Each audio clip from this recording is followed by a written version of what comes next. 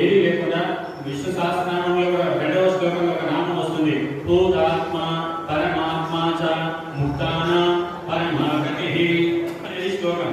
భూతాత్మ, భూతాత్మ అంటే పవిత్రమైనటువంటి ఆత్మ కలిగినటువంటి వారు, పవిత్రమైన అంతఃకరణం కలిగిన వారు పరమాత్మ అని చెప్పారు. పరమాత్మ ఎంత పరిశుద్ధంగా ఉన్నారు అంతే అంతఃకరణ పరిశుద్ధతను కనుక సాధకుడు సాధించినట్లయితే అప్పుడు అతడు కైవల్యాన్ని ముక్తిని పొందగలుగుతాడు.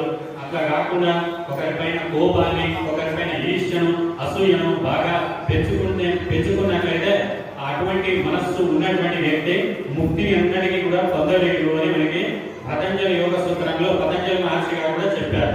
ఈ సాధనల అన్నింటి యొక్క గమ్యం, లక్ష్యం ఏమిటి అంటే మనోశుద్ధి, మనోమాలిన్యం తొలగి మనస్సు అనేది శుద్ధత అవ్వాలి.